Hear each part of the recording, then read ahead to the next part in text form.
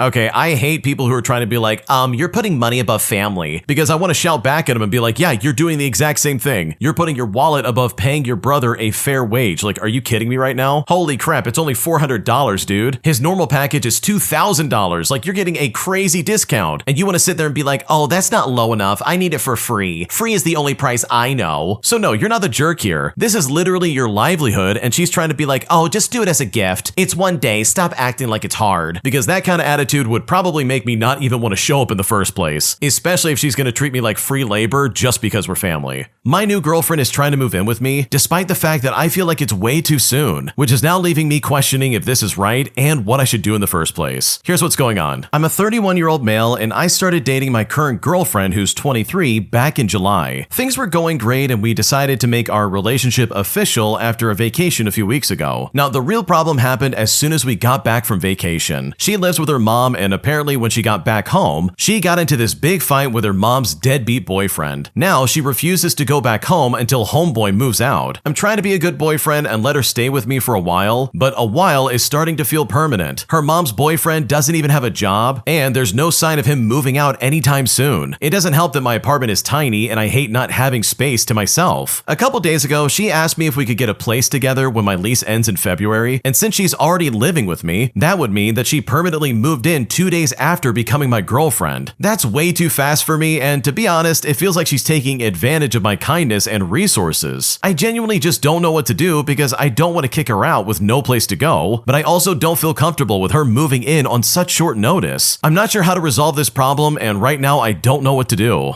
Okay, first off, you gotta realize that this person is 8 years younger than you, and that is a big age difference in my opinion. Yeah, you're both adults, and like, sure, it could work, but you've gotta know that this person's probably in a much different place than you're currently in. With that in mind, I also think it is way too soon to be moving in together. Like, holy crap, you guys have not even been dating a year, and this is what's been going on. So truly, I think the best option that I would do is probably help her find her own place. Because I'm right there with you, I don't think it's a good idea to sit there and be like, oh yeah, let's move in together. Because not only is it like way too soon, but I also think that she really is taking advantage of your kindness, and that really just doesn't sit well with me. Am I the jerk for trying to set a boundary with my little sister after she opened up my birthday present and stole the contents of it? Because right now I'm honestly really pissed off and I just don't know what to do. Here's what's going on. To start things out, I'm a 23-year-old female and my little sister is 13 years old. I live back and forth between my mom's and my dad's house, and all of my siblings are half-siblings on my dad's side. Now, I need to say, I love my little sister, but lately I've been getting annoyed about certain boundaries that she crosses. She's obsessed with face cream, hand cream, body spray, as well as perfumes, any hair products that smell good, all types of lip gloss. I mean, she has a very big collection of all of these things. I once sat and counted how many lip stuff that she had accumulated over the years, and I counted at least 37. Despite having tons of her own, she always asks to borrow mine and often ends up using up the entire thing. She also gets upset if I don't share my stuff with her. For example, I got a body mist from Bath Bath & Body Works recently because I love the smell. I decided to leave it at my mom's house, and my sister saw it in the background during a FaceTime, and she said, "Oh, that looks like it smells good. Can you bring it the next time you come here?" And I just jokingly said something along the lines of, "Oh, I think I've got more than enough perfumes at Dad's place." And when I said this, she was visibly upset. Now, I'm quite a patient person, so I brush off all this stuff because she's my little sister, and that's just what siblings do, right? But this recent situation has really upset me, and I don't know if I'm overreacting or not. So here's where it all kind of goes down. It was my birthday on Tuesday, and I went to my dad's to celebrate after work. When I sat down to open my presents, I noticed that all of them were intact except for one, and this one had the packaging all ripped out and the contents removed from it. I think to myself, wow, that's kind of weird. So I asked my little sister what happened, and she told me it was one of my brother's gifts to me, which, by the way, it was a set that included hand cream, a nail file, some cuticle oil, and a little nail clipper. She then said to me that she really wanted to try it and couldn't wait for me to open it, so she decided to go ahead and open it herself and try everything out. Well, half of the hand cream had been squeezed out of the tube, the nail file was used because it had those telltale scratches on it, and the small cuticle oil bottle wasn't closed properly, so it was also opened. I understand that in the grand scheme of things, this isn't a big deal, but it made me sad that she had just gone and opened my gift like that without even thinking to consult me first. I then said to her verbatim, "You need to stop thinking all of my things are automatically yours too." And by the way, her mom taught her that everything that belongs to your siblings also belongs to you. Her philosophy was that siblings share everything, so setting a boundary is very difficult. My sister then got mad because apparently I never share my things with her anymore, and I'm purposely leaving my stuff at my mom's place to avoid her using them. Her mom then called me quite selfish for belittling my own sister for wanting to be closer to me by borrowing my things. So am I the jerk here? Because this is incredibly annoying and I just don't know what to do.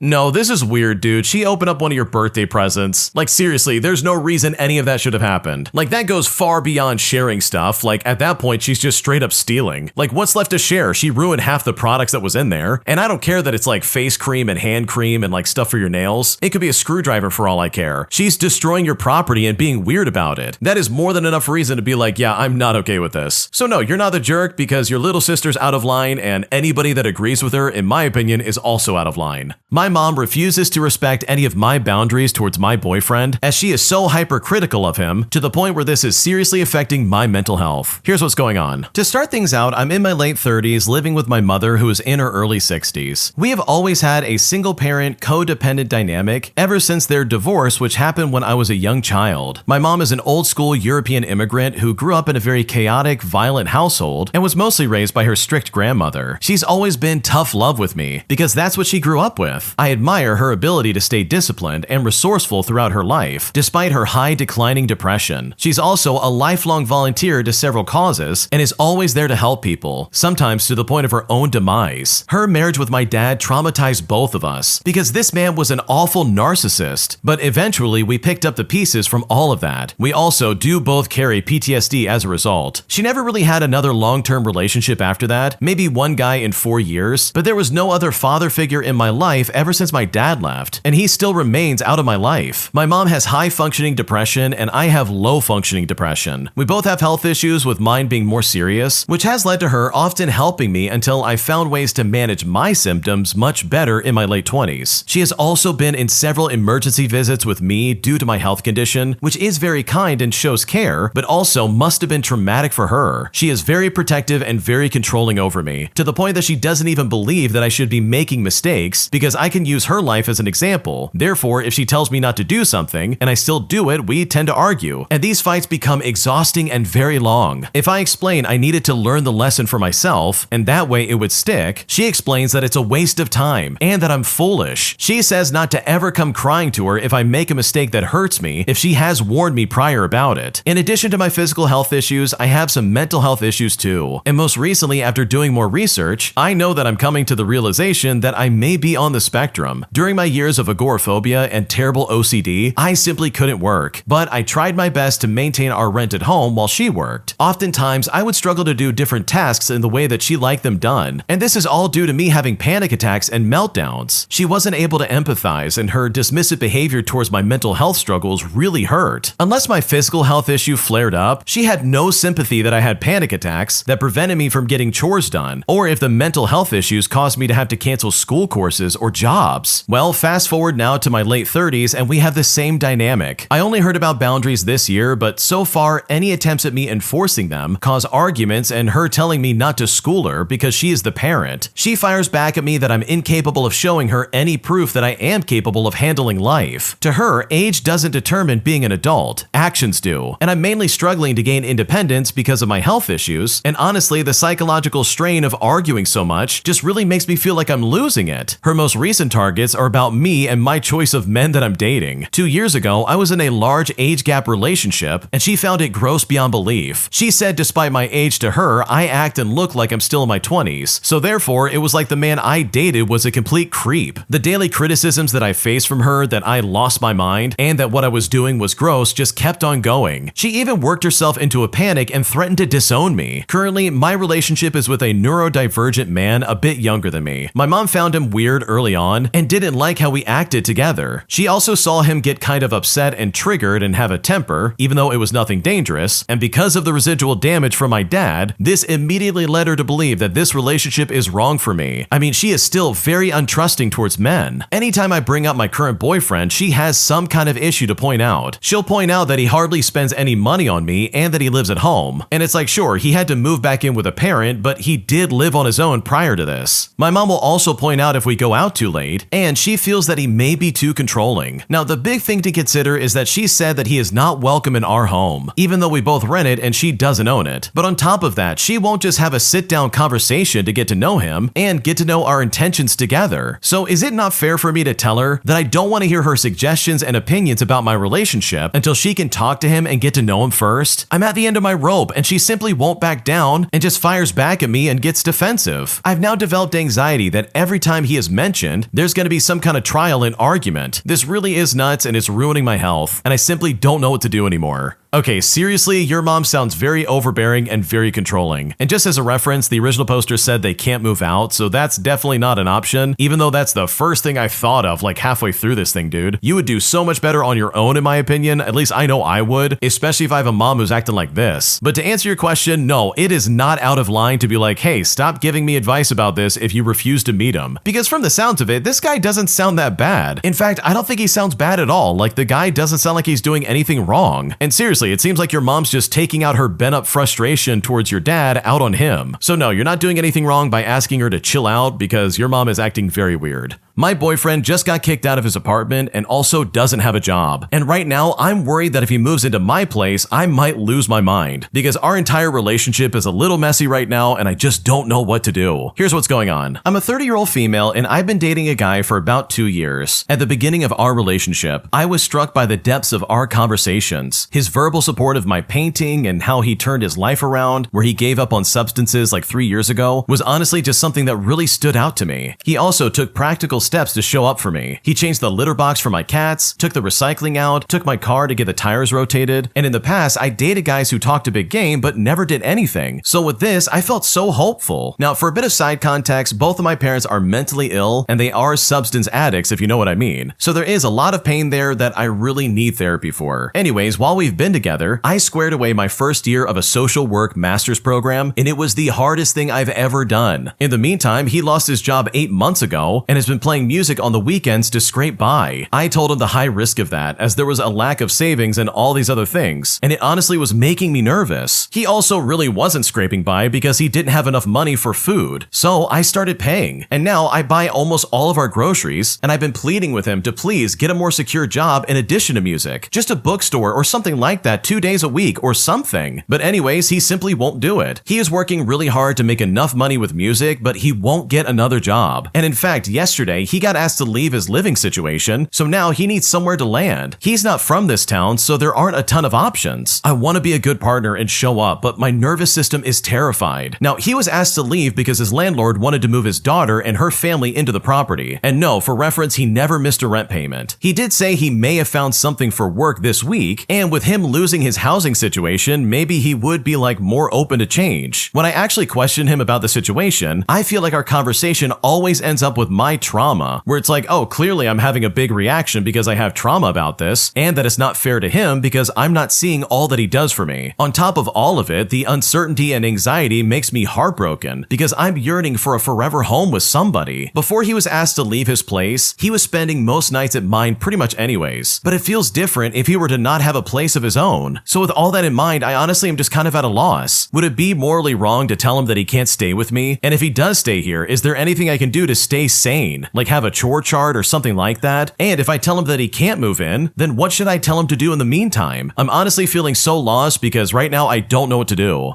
Okay, I gotta be honest, if this guy is only focusing on music and is refusing to contribute financially to the relationship, then that in my opinion is a huge red flag. And trust me, I get it, he's trying to make music work, he's trying to scrape by with gigs and all this other stuff, but it's clearly not working and he needs to find something else on the side to make it happen. Because the industry he's trying to break into is incredibly hard, it is so fickle and it can fall out from underneath you at a moment's notice. Like seriously, that is a really hard job. And sometimes you might not even get work from it. Like dude, you've gotta know the risks involved with this, especially if there are loved ones behind you trying to be like, hey, you've got to get a job to support yourself and to support me. So that alone is like a huge red flag where it's like, oh, you really won't get a job during the day, like some kind of bookkeeping job or something at like, I don't know, a dollar store or something like that. You really can't work part-time at some job and just like, I don't know, make some money. Like that to me screams that this guy's being super selfish and just using you in a way that I don't think is appropriate. So if I was in your shoes, and I can only speak for myself with like the limited information we have about this, I would not let this person move in with me. I'm sorry, but you need to have some more guarantees when it comes to like you having a job and actually having anything going before I can trust you moving in. Because otherwise, it really seems like this is going to be a nightmare situation and I just don't think anybody's going to be happy here. Because if he's not working, this is going to wear on your mental health and everything is only going to go downhill. My boyfriend of 7 years cheated on me, despite the fact that we recently celebrated our anniversary by going to Italy literally a month ago. But now after finding out everything that's going on, I've decided to put my foot down and leave this man completely, as I've gone through some extensive steps to escape this weirdo and move on with my life. Here's how I did it. I'm a 27-year-old female and I just found out that my 29-year-old boyfriend of 7 years cheated on me. My boyfriend went to his home state to see his family for the weekend, and he's been going quite often this year, about once a month, saying it's because his grandparents are old and they miss him. And seriously, I thought nothing of it until this morning. I got a screenshot from a mutual friend of ours of my boyfriend's location on Snapchat. He was at his parents' house, but a girl's Bitmoji was there as well. And this wasn't his sister or mom, and his parents, who weirdly also have Snapchat, were not home either. He didn't tell me he was going to be with anyone else today, and I tried calling him, but he just did not pick up. In fact, I looked on Snapchat and his location was turned off. The mutual friend says my boyfriend has told everyone at home that we broke up about 4 months ago. He said my boyfriend was making him stay quiet about it because he was trying to find the right time to tell me. As far as his parents know, he's moving home once our lease is up. Now, the reason our mutual friend told me was because he walked in on our boyfriend and the girl hooking up with each other this morning. I texted an old friend who lives in my hometown, and she immediately asked why my boyfriend was on Tinder. We caught up and she sent proof of his photos being on Tinder and his bio, and it really hurt to see that the photos he was using were ones that I took of him. He had even covered my face in a photo that we took together and said, "This could be you." Now, I had no idea his family thought we were broken up and that he was looking for other people to date. We even went to Italy a month ago to celebrate our 7-year anniversary. I'm honestly so confused and I just don't know what to do. I look around and everything in our apartment seems like a lie. My soon-to-be ex-boyfriend texted me just now and he's on his flight back home. He'll be back in about 5 hours, and obviously he can find his own way to the apartment from the airport. I'm shocked and numb, but my best friend is with me and they're helping me pack up all my clothing. I'm leaving and I'm not leaving a trace of myself behind. Our dog is also coming with me, and for now I'll be staying at my best friend's place. My soon-to-be ex and I already have separate bank accounts, and our joint bank account does not have much in it right now. I make more than he does, so he can keep it as far as I'm concerned. I also can't go to the leasing office because it's closed on Sundays, but I sent an email asking for early termination on the lease. We are registered as domestic partners, so I've completed the termination form, and I will drive up to the LA County office tomorrow. Also, he's on my health insurance, but I've sent the email to Human Resources to kick him off as soon as possible. We have several large photo albums together, and I'm not sure what to do with those now. Keeping them would be too difficult, but I don't want him to have the satisfaction of having our photos. I mean, it's clear that he uses our memories in a horrible way. So seriously, is there anything that I'm missing here? I can't seem to think of anything at all, and my thoughts are just so jumbled. Nothing makes sense, but I know for a fact I can't stay. What should I do? Before we go any further, the original poster has an update of all all the things they had to do just to get out of there. Here's what they had to say. First of all, I want to say thank you to everybody for the solid advice and basically walking me through this. I'm also compiling everything I did in the first section, so if others need a way to cut contact with a person, they can reference this and know what to do. And trust me, there was a lot of things I needed to do. To start things out, I logged myself out of our Apple TV and Xbox. I also canceled the Wi-Fi that I paid for and returned the modem to the carrier. On top of that, I took my payment information for utilities off of our account. I also packed up all of my sauces, my spices, and my cooking oils, and I took note to only leave dried rosemary behind. And the reason I did that is because I know he hates that crap. I then printed out and framed the screenshot of his Tinder profile, and I left it right on the kitchen table. I even closed a piece of dog poop into the frame as well. So with that in mind, I'll keep the photo albums and he can have this. I then took a video of the entire apartment after packing up all my things. I left my keys in the mailbox to the leasing office and emailed the leasing office of my departure with the videos of what the apartment looked like prior to locking up. I then basically updated my address for pretty much everything, from the postal service to the vet, as well as the hospital, school, my work, and my dog's chip. I then talked to human resources and I'm in the process of getting him off of my health insurance, just like I talked about earlier in my other part. I'm also changing the benefactor of my life insurance over to my parents, as well as changing my emergency contact. Now, I'm also going to the bank to take myself off the joint bank account. Fortunately, I'm not worried about my credit, as all of our finances have stayed separate, but I'm grateful to those who told me to freeze my credit. I then logged out of all devices for all streaming services, as well as my work, personal, and school email. Once I did all that, I blocked him on all social media, as well as any chat rooms and his phone number, while also making an appointment with a doctor just to make sure I don't have any diseases, if you know what I mean. And with all that said and done, I'm on my way to an appointment with a county office just to terminate our domestic partnership. So as you can imagine, it's been an incredibly busy 18 hours, but I've had a lot of help from my friends, and I haven't really been able to sleep either. Now, in terms of what happened since he arrived, here's basically what went down. I already blocked him before he landed, and I received many text messages and calls from his parents and sister that I just did not see. Then, when I noticed his sister calling, I picked up the phone. At first, the call was hostile. She accused me of being some crazy ex-girlfriend that could not let her brother go, which is funny since I just packed up and left the house. She brought up that it had been 4 months and that I needed to move on, but I told her that the ex never approached me about breaking up, and that 1 month ago, we celebrated our 7th anniversary and started to plan our wedding. Like I had no indication he even wanted to break up. We then reset a bit and she allowed me to tell her side of the story. I told her he was somewhat distant this year, but he had blamed it on their grandparents being old and wanting to spend more time with them before they die. But it turns out their grandparents have been dead for 2 years. Now, I never met them because my ex claimed that they were super awful towards certain types of Asians, all because his grandfather was in the Vietnam War. And yes, for reference, I am Southeast Asian. But it turns out you can't be that way if you're dead. We ended the call on a positive note, with his sister saying that that is a lot to take in. She then said that she felt bad as the girl he was cheating on me with was one of her friends. She had introduced them to each other sometime last year when my ex was apparently unhappy with our relationship. They hit it off and he was supposed to break it off with me, but I guess he just never had the guts to do so. She was also confused as to why he was on Tinder, as he was in a relationship with her friend. And yes, I sent her all the Tinder receipts after hanging up. Later in the night, I received an email from my ex. To sum it up, yes, he asked me to come to the apartment to talk it out, and no, he did not apologize for anything. And yeah, he even ended the email by saying, "I love you." As far as I know, he doesn't know where I am, and I also don't believe he knows where my friend lives, as she just moved and he hasn't really been here yet. He also doesn't seem like that type of person, but I guess I didn't really know him after all. We will keep the locks ready and bats near the door if we really need it. But I will say it's been so helpful just writing out everything that's happened so far. But all of your advice, support, and guidance in this situation has made me feel empowered enough to leave. At times, I just wanted to stop packing and hope that when he came back home, everything would go back to normal and the text would just be a distant memory. But your words of encouragement have really helped me follow through and leave, because at the end of the day, nothing good would have come if I decided to stay.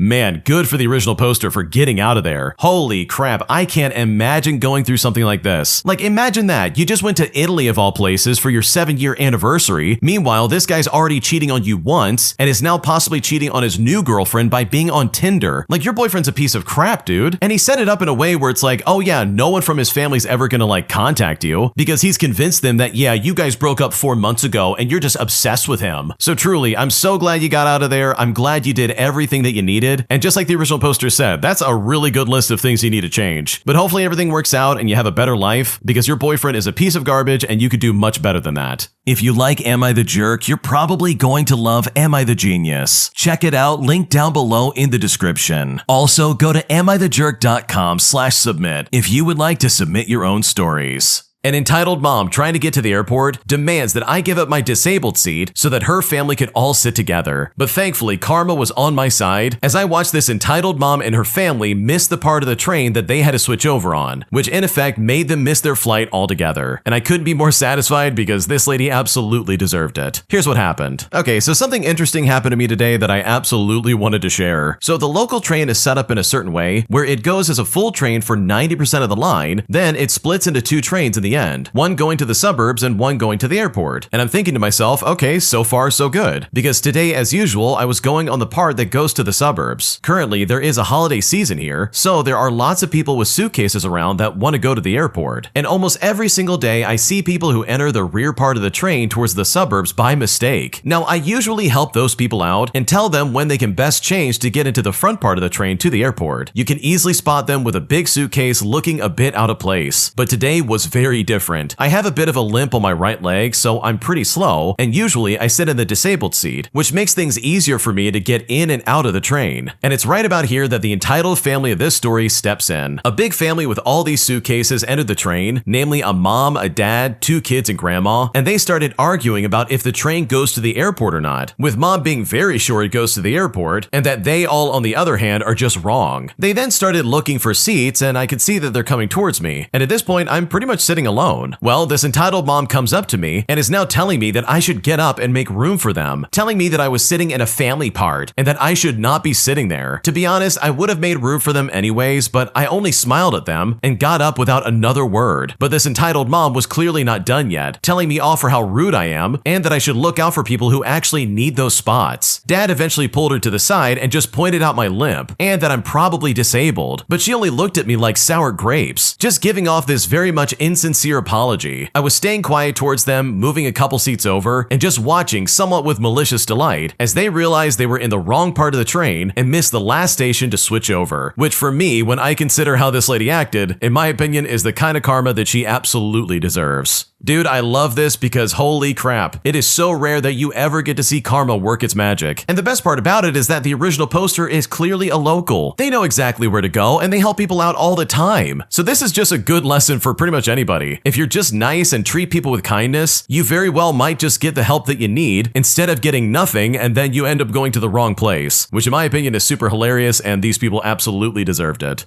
Did I overreact after I walked out on my hairdresser, all because she didn't tell me 2 weeks ago that she couldn't style my hair the way that I wanted it? Because honestly, this has all been very upsetting and I just don't know if I made the wrong choice. Here's what's going on. Okay, so I'm 20 years old and I went to get my hair done today. I had messaged the woman who does my hair 2 weeks ago to see if she had any openings. I sent her a picture of what I wanted and she told me to send her a picture of the way my hair currently looks. I sent her a picture of that as well and she messaged me back saying that she had put me in for Saturday. Now I want to clarify that she is the only person who has ever dyed my hair. The first time I dyed my hair about 8 months ago was with her, and I was very happy with what she did, and no one else has touched my hair but her ever since then. Now for context, the last couple of times I've done my hair, I got this little brown kind of coppery tone to my hair. This time I wanted to keep that coppery tone, but add some pink streaks because I wanted to do something fun. I'm not a hairdresser, I mean I don't know what is possible and what's not possible, and I expected to be told if something can or cannot be done. Well, today I walk into my appointment, and from the minute I walk in, she doesn't even remember scheduling my appointment, but then all of a sudden she does, and she asked me to wait while she gets her stuff ready. Then she asked me if I'm just getting a touch-up of what I've already done, but I said no, I sent you a picture of what I wanted. She then asked me to show it to her, and I do so, and she takes one look at the picture and says, "Oh yeah, I can't do that." Now I'm really surprised by this, because she had not said anything in the messages that I sent her, or even told me that it wasn't possible. So I tell her that I sent her a picture and a video of my hair, as well as the picture of what I wanted, and she didn't say anything about not being able to do it. Well, it was at this point she starts acting as if she had never even seen a picture of my hair before, so I decide to pull up my messages and I show her. She then says to me, "Well, it must have just slipped my mind to tell you," and then tells me to go look for something else that I want. At this point, I'm not even in the chair yet and I'm just standing there. I then go over to the waiting area and I'm on Pinterest trying to find something, but I'm also really upset. I was set on getting this color today. I didn't even look at anything else, like I have no clue what I want. I don't want to pick something in a rush and then not like it. I also feel that she, as a hairdresser, could have just made a suggestion to me about what I can do, because I didn't want to pick something that also wasn't possible. I look for a bit, but I simply can't decide. So I go up to her and I say that I'll just come back another day because I do not know what I want. She is taken aback, but she says to me, "Yeah, okay, we just can't do that. You need to pick another one." So I tell her I completely understand, and I'm not upset about not being able to do it, but I am upset because she asked for pictures of my hair and the hair that I wanted and scheduled my appointment, and then told me that I could not do it. I then told her that it would have been nice to have been told that she couldn't even do that over text messaging, because now I feel disappointed and rushed to pick something else. She then keeps talking about how she can't get my hair pink and that she can't give me what I want and just tells me to pick something else. I then tell her I get it and I have no problem with that. My real problem is the fact that she didn't tell me 2 weeks ago. She then says to me, "Well, what do you want me to do? I can still do your hair, but you're leaving." Now, it's important to know that I'm very sensitive and I was close to tears, so I just said thank you for your time and I walked out. But now, with it all being said and done, I'm wondering if I overreacted. I am very sensitive, so it was a huge deal to me. But should I have just sucked it up and picked something new like she said? I've also had nothing but good experiences before this, and I had no issue with not getting pink in my hair. I just hated feeling rushed and not being told beforehand. So am I overreacting? Because right now I'm very frustrated.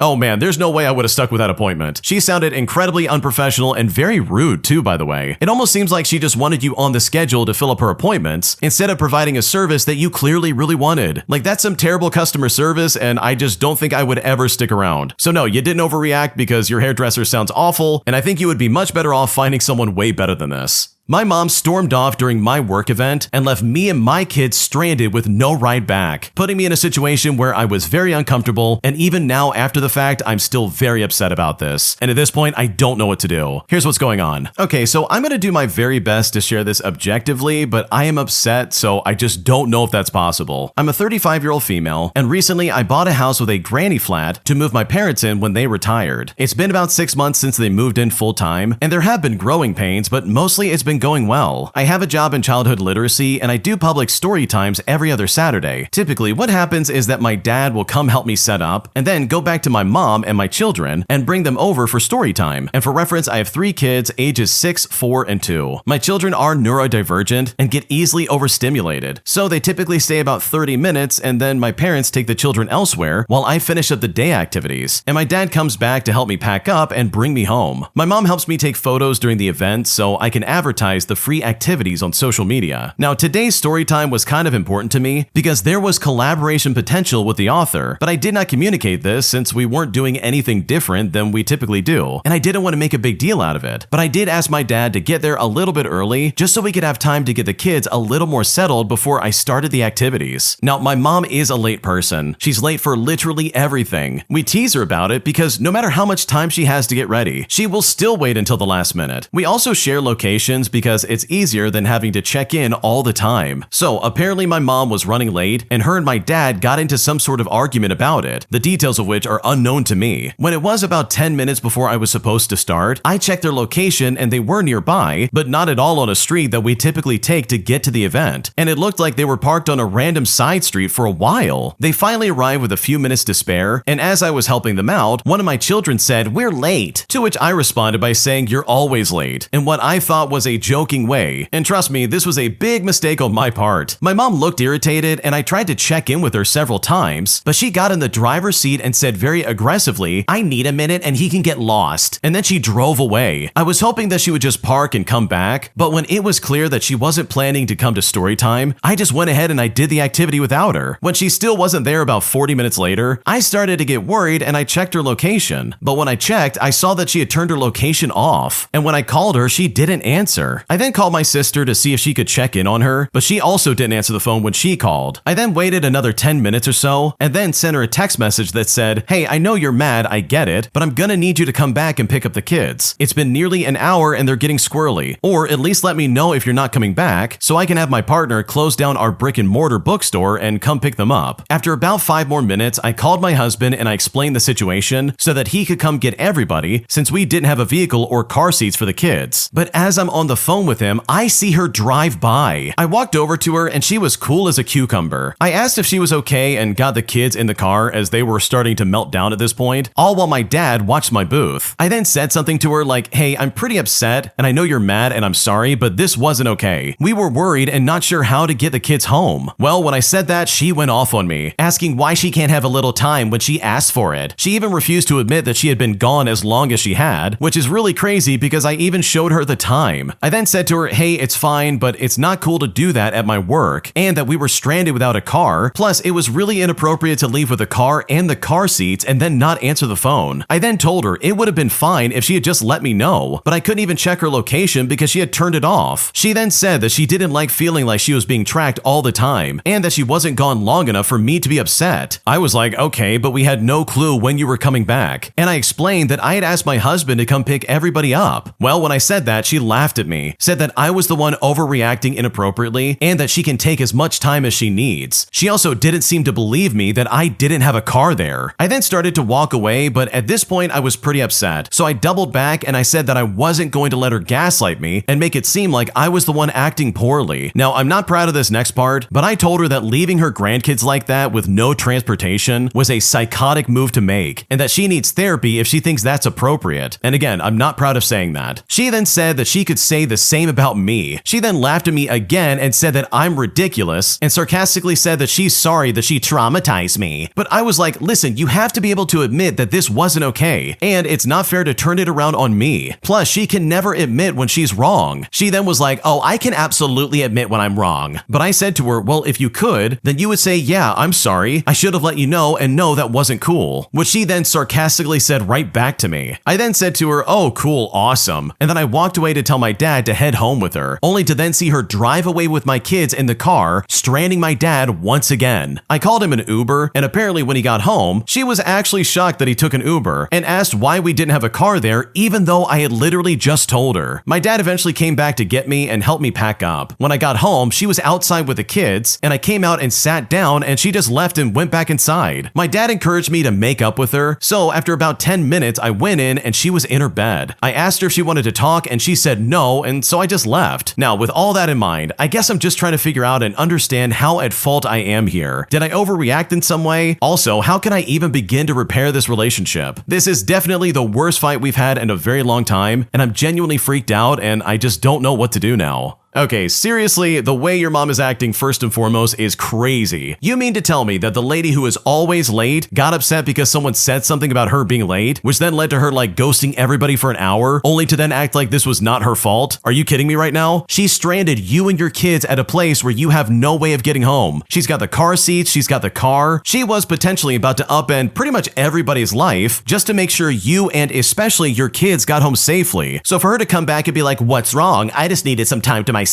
And it's like, sure, if you're 14, this might be reasonable, but as someone who's in their 60s, you should know better ways of like managing your emotions. Like, holy crap, talk about being emotionally immature. Not to mention putting everybody in such a weird position. Like, she knew for a fact she held all the power and all the cards in that situation. So she absolutely could stall this out as long as possible and make your life miserable, which is the only reason she did this twice, by the way. Once the first time at the beginning of the event, and then the second time by leaving her husband behind, all while speeding off with your kids. Like, holy crap. If that's not inappropriate and very upsetting, I don't know what is. So for me, if I was in your shoes and I had these events on a regular basis, I would absolutely stop asking for her help. Like, honestly, this is some crazy behavior that you do not need. And by the way, it's not that hard to be on time to stuff. You just have to like schedule it properly and actually respect the people you're showing up for. Which from the sound of it, your mom does not respect you or anybody else in that household. And that absolutely needs to be corrected because she's the one living with you, not the other way around. My entitled coworker makes my job a living nightmare as she constantly is trying to get me fired and make me look bad. But after dealing with her garbage for years, I finally got revenge by literally getting her fired after she got exposed to management and basically the entire company for being incredibly incompetent. Here's what happened. Okay, so I've been an assistant bakery and deli manager for like 6 years now. In those years, we had someone who I will call Jill take over the previous manager's position, and she did this basically by backstabbing everybody and lying. And even though this was a position that was supposed to go to me, she had a friend in upper management that got her transferred over, and basically she took it right from underneath me. Jill never did any of the work. She left things for me to do at the last minute, took 4-day weekends, intentionally missed orders to try and make me look bad, literally the whole 9 yards. Now, I put up with it for years, and every time I brought it up with management, they gave an excuse or sort of just brushed me off. The company has a union, so getting someone with even a year of seniority over you in trouble is almost impossible. I was doing more and more of the work, making sure orders went off on time, fixing the ones that she would forget or mess up, covering shifts, calling people to come in if she intentionally underscheduled us, as well as training and all this other stuff. And honestly, it was a headache. During this time, I got married, which as a side note, she tried to deny me my vacation time to do so, and I had a hectic schedule that my husband graciously understood. I dealt with it for another few years and just got so tired with everything. But then the real kicker came along. I got pregnant with our first child, and I decided right then and there that once I left for maternity, I wasn't going back. I did everything by the books. I notified management and the union, I scheduled doctor's visits, and worked around my schedule. I made sure that there was no possible way she could mess with me. And once I heard the due date, I grinned a maniacal smile deep in my soul, because my baby was due in the month of April, right before the busiest time of any deli or bakery. That's right, I'm talking about graduation. When you're in a town with over 3 colleges and 4 high schools just in a 10-mile radius, you get a lot of orders to fill. I even had a reputation for color matching certain school colors and doing cakes at the last minute. On any given day for those months, they could have anywhere from 15 to over 150 cakes going out in a weekend. And we're talking just from Friday to Sunday, and to make matters worse for them, I was the only cake decorator. I let them know that they had to get someone in and hired for me to train multiple times, or else they would be in dire straits, especially since Jill didn't like decorating. But you know what? They never listened, just like always. So after 4 months, I just stopped reminding them. I let it go, and it honestly felt great. Then I decided to use one of my vacations during the week before delivery, which is a good thing I did because the baby was ready anyways. And even still, they had not found a cake decorator at all. The day I delivered my baby, guess who finally got demoted? Jill had scheduled one of her classic 4-day weekends again, missed 3 supply orders, didn't cover my shift, and the icing on the cake is that she left 19 cake orders unfulfilled for a Friday and didn't let management know about them at all. When Friday morning came around and she wasn't there was a line of angry customers wondering where their cakes were. Upper store management was called in. People from 2 different departments who had some experience on cakes were pulling pre-made quarter sheets and randomly throwing sprinkles this way and that and giving out the cakes just for free. Like seriously, over $1,000 in products having to be given to customers for free. Apparently, this also happened on a day the district manager was set to come in and do a tour to make sure that things were set up for graduation. Needless to say, she got demoted and moved from the department the very day that she came back into the store, because of course she turned off her phone over the weekend so that no one would disturb her. Now, I only know this because they called to see if I could come back for a day or 2 for my vacation to fix everything, because they had not known that I had the baby yet and just thought I was still heavily pregnant. Well, for the past 6 months, I've now been a stay-at-home mom, and I simply cannot be happier without all the stress from there. They still ask if I want my old job back when I grocery shop there, but I just smile and I tell them no thank you. Although I do miss some of my coworkers, because now I get to raise an amazing little boy and bake cakes for fun instead of for a job. Oh, dude, this is such a great story. I love the fact that you got revenge here and you basically got her fired from that job. Like seriously, for starters, this lady tried to deny you getting any vacation time just to get married. And that would really piss me off if I was in your shoes, like holy crap. And it's pretty obvious that Jill knew you were supposed to be the person to take that job, which is the only reason why she made your life a living nightmare for years. But I'm kind of convinced that people like this eventually get exposed in a way that they cannot recover from, especially when they're getting away with 4-day weekends. Like, bro, what is going on? She only did that because she knew for a fact you were going to cover it, and that is so unacceptable in my opinion. So good for you for getting your revenge, because this lady absolutely deserves it. If you like Am I the Jerk, you're probably going to love Am I the Genius. Check it out, link down below in the description. Also, go to amithejerk.com/submit if you would like to submit your own stories.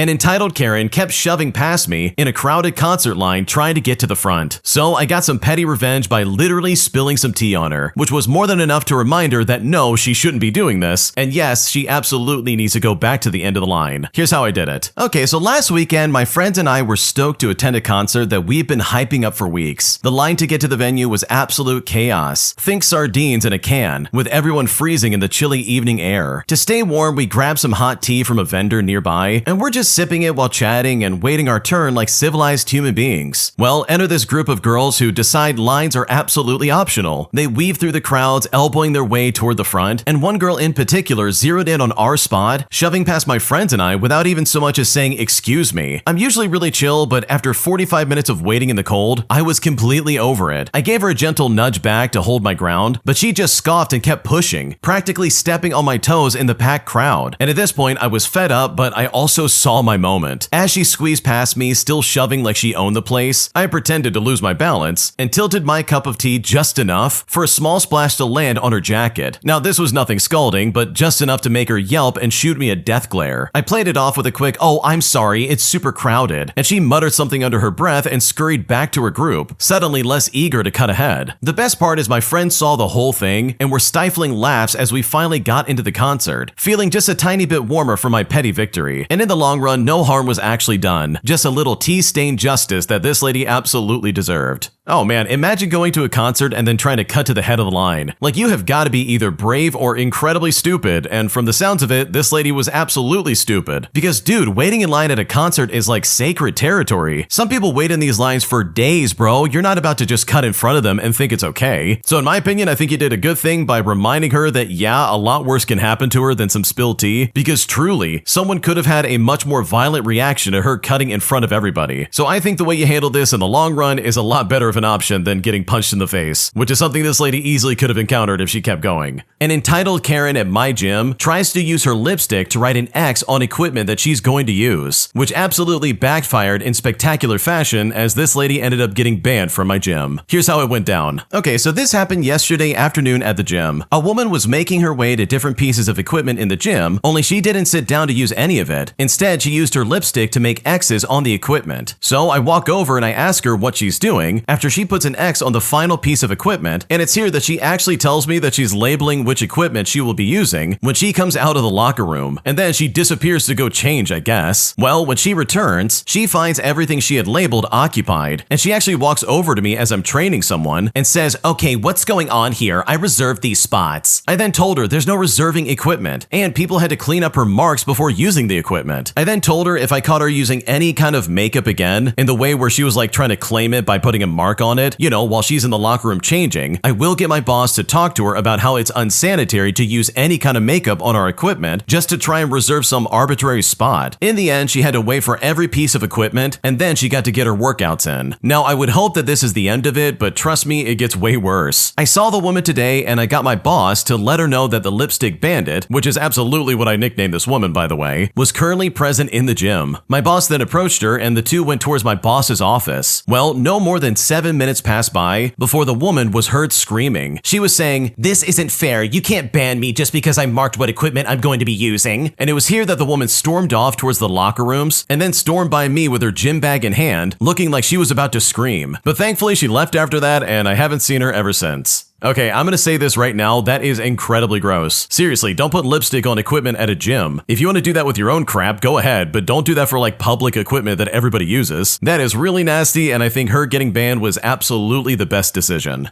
Am I the jerk for telling my mom that she is also to blame for why my brother and I won't host our parents for the holidays? Because truly, my parents hate each other and they are constantly arguing. And at this point, I'm not sure if I made a mistake by telling her the truth. Here's what's going on. So last Christmas was my brother's first holiday not living at home with our parents. He wanted to host everyone in his new apartment, and also around this time last year, my parents had mutually agreed not to get each other gifts as they were focusing on paying off some debt. But apparently there was some miscommunication. My dad thought this meant no no gifts at all, and my mom thought this meant no gifts, but they'd still exchange stockings. In our family, stockings are always small stuff. Body care, candy, stuff like that. You get the picture. I was living with my parents last year, and I had heard all the discussions. I honestly saw both sides of it, but when Christmas morning came around, we all woke up and mom didn't have her stocking filled from dad. And I noticed that she was very quiet, but very clearly hurt. He then ran out to the pharmacy quickly, bought some things to fill her stocking, and said the entire time that he was sorry. Now, should my dad have communicated better? Sure, absolutely. And do I understand my mom's feelings were hurt by the situation? Also, sure, I totally get it. But I thought they'd get past it, especially for lunch at my brother's place. We eventually go, and my dad is doing his best to make up for his blunder. In the meantime, my mom is in a terrible mood and keeps picking at him all day long. Toward the end of our time there, she ended up making a snarky remark about my dad not filling her stocking. And it's here that my dad flipped out and started screaming that nothing he ever does is enough. And then he stormed out. My brother was also clearly upset by having Christmas ruined by their arguing, and I eventually convinced my mom that we should leave not long after that. My brother and I were upset with both of them. My dad should not have flipped out and screamed, and my mom also should have kept her comments to herself or just spoken to my dad later on. My brother was also embarrassed as his roommate had come home, and while he was in his living room, he overheard the arguing. My brother stopped having my parents over altogether after that, even though he would still invite me, and my brother would also visit us from my parents' place. Well, Thanksgiving is fast approaching, and we were all trying to coordinate plans. I recently got my own place, but honestly, I don't want to host after last year. My brother said he's never hosting another holiday at his apartment ever again. My mom was hurt by this, but eventually we all just planned to have dinner at my parents' place again. Later on, my mom was complaining to me that my brother won't have us over anymore, and that she's feeling pushed out. She then said it was my dad's fault, and she shouldn't be punished for what happened. But I told her that while dad was wrong for screaming, she chose to be whiny all day long. I clarified that I understood she was hurt, but she also partially ruined the day by not letting it go. My mom got mad at me and accused me of taking sides, and I said that I'm not. If dad complained, I would have told him the same thing, but he at least seems to understand that he ruined it. I also pointed out that neither of them ever apologized to my brother, and I'm not confident that they'd never do it again. My mom says I'm in the wrong for how I spoke to her, but honestly, I'm just not sure. Now, for additional context, this is not my parents' first time having an argument like this, because in fact, in the past, it hasn't always been about Christmas, but it's been about other stuff too. They really do hate each other if I'm being honest, but they stay married due to the fact that they can't afford to get a divorce and live separately. And when I say they hate each other, I mean that their screaming matches are constant, and they have ruined other family events too. We've suggested therapy, but they won't go. They just want to stay trapped and miserable. And yet when my brother and I bickered about stupid stuff as kids, they would scream at us for ruining their peace. But we're now at the point where they don't get to do this stuff without some kind of consequence. And you know what? This is the consequence. So with all that in mind, am I the jerk for telling my mom that she's also to blame? Because right now I'm not sure if I stepped over a line. No, you're not the jerk. Your mom and dad absolutely know what they're doing. They complain all the time and all this crap carries over into the family, and that's not fair for you or anybody else. And yeah, I completely agree. You absolutely should be putting down your foot and being like, hey, this is the boundary. You can either follow it and everybody gets along, or you can be weird and then there's gonna be consequences. Because this is one of those situations where consequences are absolutely deserved. Am I the jerk for not letting my mom use my apartment as storage, as she literally is trying to get me to take 5 boxes of Christmas decorations, even though at the time it was the middle of July? Because right now I'm very frustrated and I just don't know if I'm making a mistake. Here's how it all went down. I'm a 30-year-old female and I finally moved out of my family home. I saved enough money to get myself a down payment on a second-floor apartment, and I wanted to move out because my mom always puts house decor all over the place, even when there's no room for it, and she even accepts furniture from relatives that we just can't fit in the house.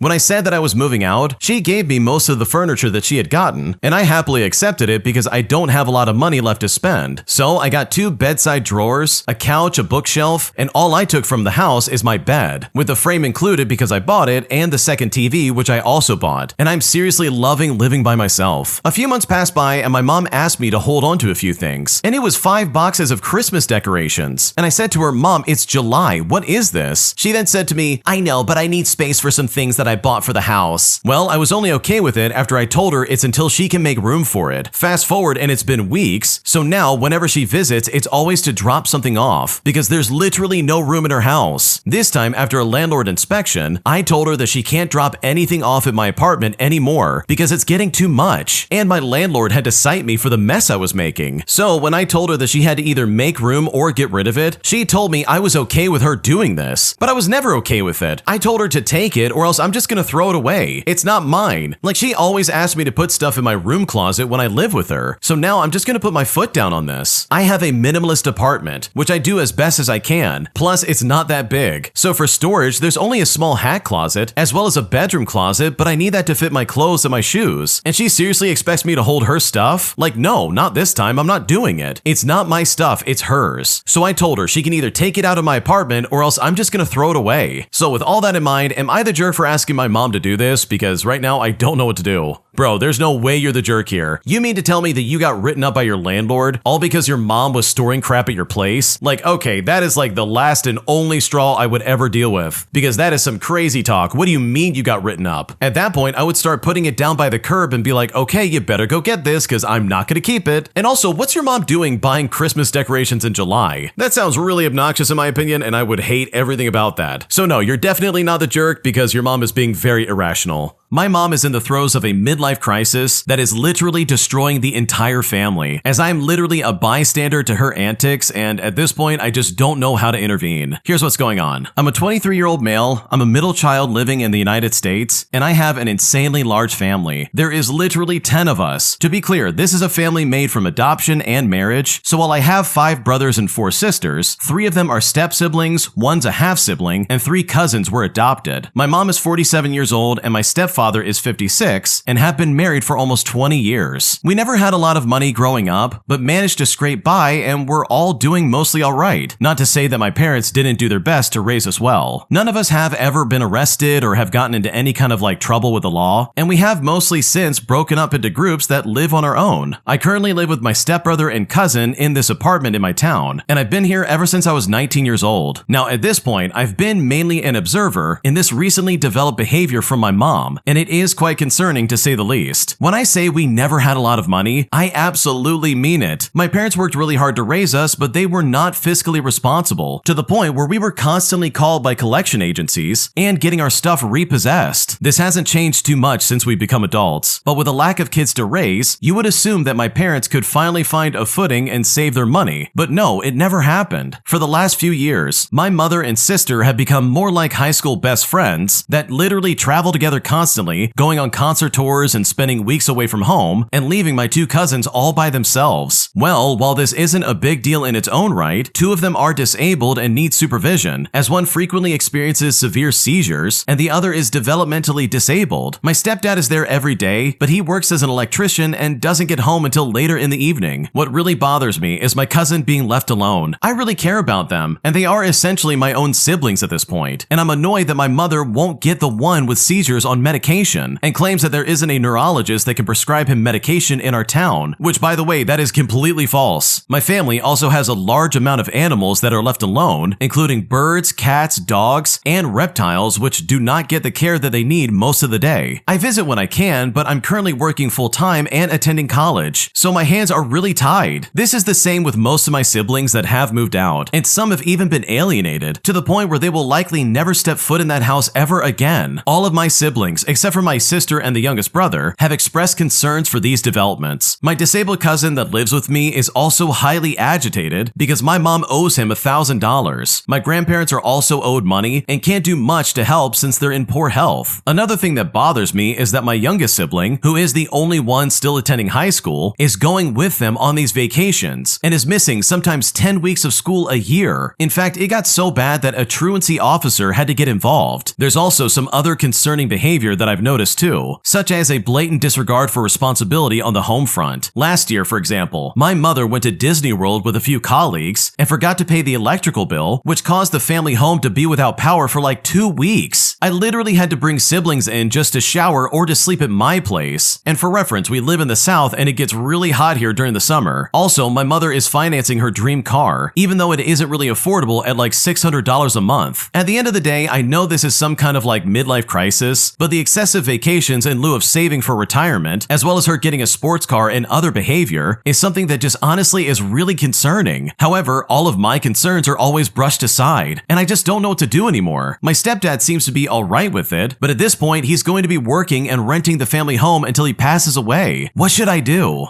Okay, honestly, I know people like this, and I know family members who act like this, and honestly, I don't know if I have a good answer for you in like what you should and shouldn't do. I know when I'm in this situation and I see them just completely wasting their life away and making terrible decisions, I just take a step back and I say to myself, I'm not getting involved and I'm not giving them any money. Like, I refuse to enable this behavior, and maybe that might be the attitude that you need to take as well. Because what you're describing is really alarming, especially for the pets. Like, think about it, she's leaving them without any kind of care or help, maybe even forgetting to like feed them. Like, dude, that is sick. That is messed up. Like, that alone would probably make me call some kind of organization to report her, because that's not okay. You can't do that and think you can get away with it. It's also really sad that even after all these years, she's still incredibly irresponsible with her money. Like, just look at the vacation she's going on, leaving for weeks at a time and just saying, okay, I'll be back whenever I get back. Like, holy crap, get a grip, lady. You have responsibilities. There are people and animals relying on you, and you can't just walk away like that. So truly, I'm sorry that you're dealing with this. I'm so sorry that your mom's kind of going through it, but it's honestly no good excuse in my opinion. She absolutely needs to get her life together, whether that's of her like figuring it out herself or you reporting her and getting it going that way, which at this point I don't think would be a bad idea considering all the details that you shared. Like, this is really concerning